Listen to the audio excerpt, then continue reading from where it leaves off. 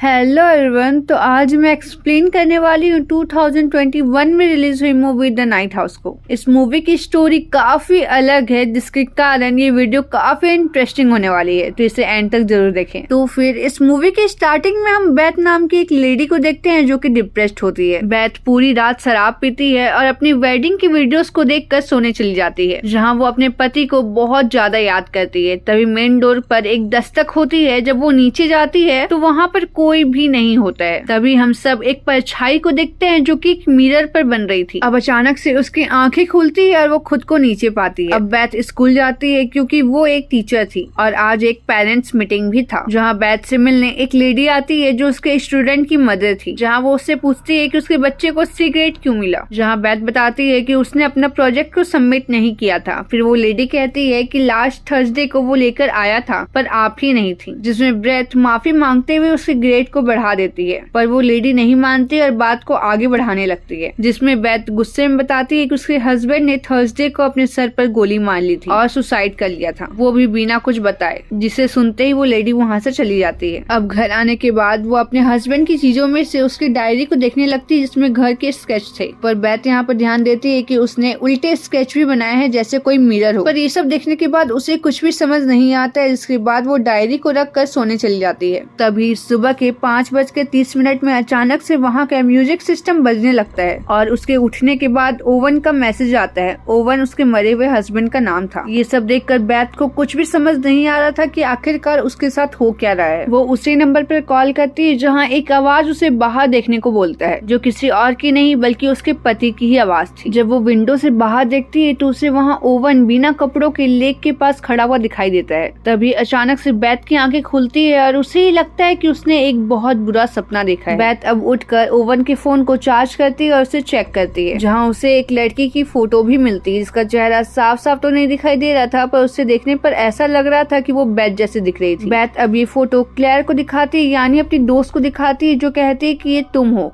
पर बेथ मना करती है। वो बोलती है कि उसके पास ऐसा कोई भी ड्रेस नहीं है। पर क्लेयर कहती है कि तुम बस ओवन के अच्छे पलों को याद करो, इन सब बातों को छोड़ दो। अब क्लेयर बेथ को अपने साथ ले जाती है, जहाँ सारे दोस्त मिलकर ड्रिंक करते हैं। जहाँ उसके बाद क्लेयर बेथ को घर छोड़ने के लिए आती है, जहाँ बेथ उसे एक स्टोरी बताती है जो उसने किसी को भी नहीं बताया था, सिर्फ ओवन को बताया था, जहाँ पर वो मर चुकी थी। बेथ जब सिर्फ 17 साल की थी तब उसका एक भयानक सा एक्सीडेंट हो गया था, जिसमें उसकी हार्ट बीट 4 मिनट के लिए बंद हो गई थी, पर उस टाइम किसी भी तरह वो बच गई थी। तभी ये सब बताते बताते बेथ सो जाती है और तभी अचानक से उसके घर का म्यूजिक सिस्टम अचानक से तेजी से बजने लगता है और बेथ झटके से उठ जाती है। तभी उसे एक आवाज खिड़की से बाहर झांकने को कहती है। तभी वो गुस्से से बाहर आकर कहती है कि जो कोई भी हो सामने आओ। तभी वो देखती है कि कुछ लड़कियां उसके घर के पीछे से निकल रही है और लेक में जाकर कूद रही है, जिसे देखकर वो डर जाती है और फौरन लेक में देखने के लिए चली जाती है, पर उसे वहाँ पर कोई भी दिखाई नहीं देता है। तभी बेथ को लेक के दूसरे साइड पर एक घर दिखाई देता है,